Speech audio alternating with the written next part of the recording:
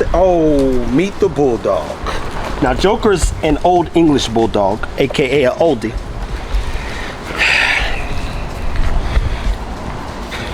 The Bulldog's been a part of Britain's canine population for well over 1,500 years. What most historians do agree upon is that the Bulldog owes its name to the fact that they were once used to guard, control, and bait bulls.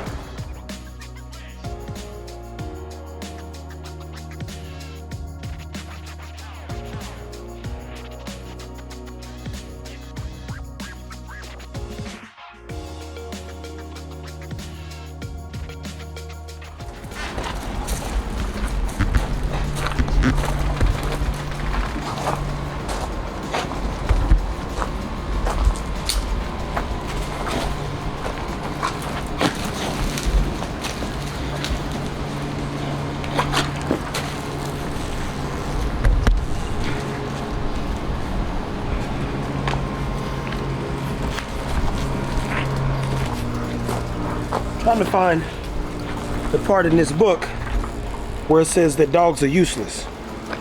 Matter of fact, even this part right here says, y'all know what a weenie dog is, right? History. The Duchess of Howell was bred to hunt badger. Badgers are crazy. You ever seen a badger? They got claws, some other stuff. A most formidable adversary. See, I didn't even read the rest of the sentence. The origin of this amazing little dog has been a subject of much speculation. It is probable that the small Dachshund, like dogs called bassets, used for hunting as early as the 16th century. Guys, ooh, look at that bloodhound. You know, one of these things, they won the AKC Nationals, boy. Almost made me, I was like, well, I'm gonna get a bloodhound. And then I was like, they howl all night. I can't sleep with these Negroes in the house. So I said, nope. I'm doing this because people get dogs, and for whatever reason, they think I'm supposed to get every dog. Hey man, could you get this dog? Hey man, I'd love to see with this breed. I'm like, yo, why don't you just get the dog and take care of it?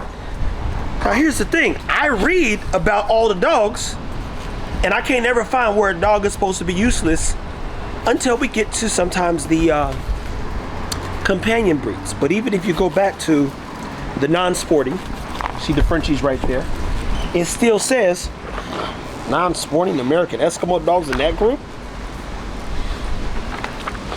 Let me see about this real quick, hold on.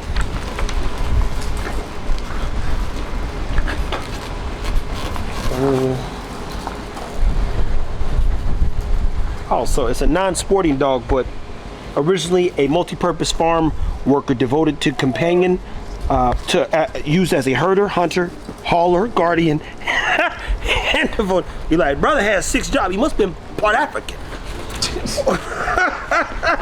Or Jamaican. I got team job.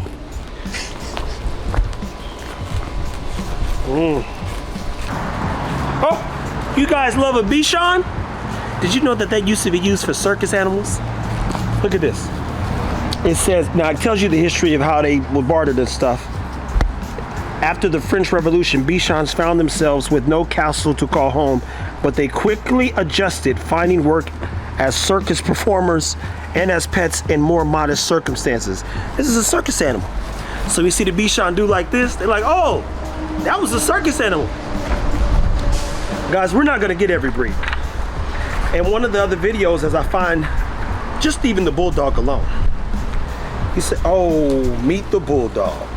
Now, Joker's an old English bulldog, aka an oldie.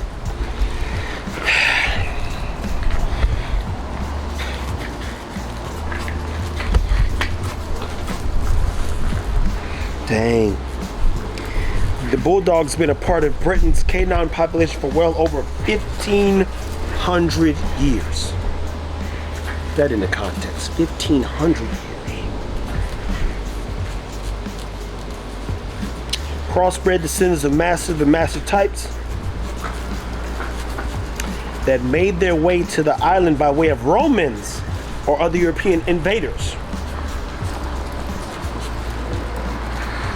And get this,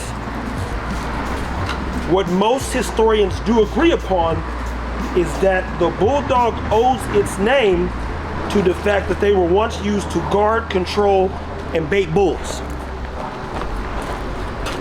Bull, dog. Bull baiting, of course, was made illegal in about 1835. And the breed went into rapid decline.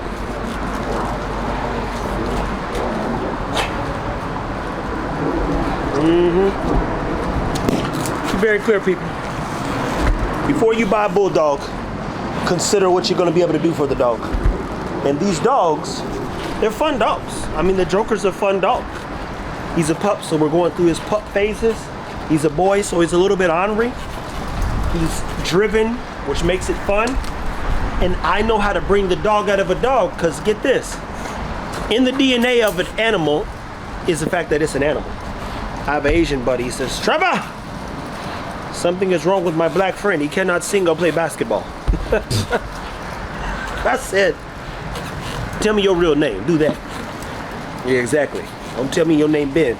Tell me that other name. I know some stuff about y'all too. What I will tell you is that the dog's identity is rooted in history. And the history of the dog is what inspired me to get the dog. Now, on average, bulldogs can work. Bulldogs take a little bit longer to work. When properly bred, they can look amazing. When properly fed, they can be amazing. I mean, the Joker's a surpriser, right? And he ain't surprising me, because I said, send me a bulldog, I'll do the rest. Famous saying is, I know what to do. And we did it. Guys, when you consider getting a dog or bringing a dog into your life or in your world, consider how much work's gonna go into it, what you need to do for the dog, and never have a plan to leave the dog in the shelter. I've seen a lot of crazy stories pop up and gotten a lot of messages. Man, I can't hold on to this dog. I only want it in your hands. It's like, my man, I get to choose what dogs we choose next. I ain't taking nobody's problems on or bringing anybody's problems into my world. If you couldn't take care of the dog, you should have known that. You're watching us consider first the work. So, whoo, I mean, literally, if I did this the way it should be done, I would have got one dog every year for the next 4 years. Could have worked. But I don't got that kind of time on my hands. Because I'm obsessed about the dogs, the breeds, the training, my capabilities with the dogs. Now, we have bulldogs, Borables, Rottweilers, American Bullies. We're doing Dog Father series. I'm gonna do a better job of bringing in identity. What I will tell you is, this is this is a start, again, of, I don't wanna say new world order, but just walking you guys through how to build a dog up. And we're gonna do some lives and some other fun stuff. I've been sick for a few days, so I'm feeling a little bit better, but I am tired, and that's because I don't get no sleep. But stay tuned, take care of your dogs. Make sure before you buy a dog that you either get one of these books or some type of dog encyclopedia. The more you know, the easier it'll be for you to consider what you're actually bringing into your home. And if the dog's for you guys, until next time.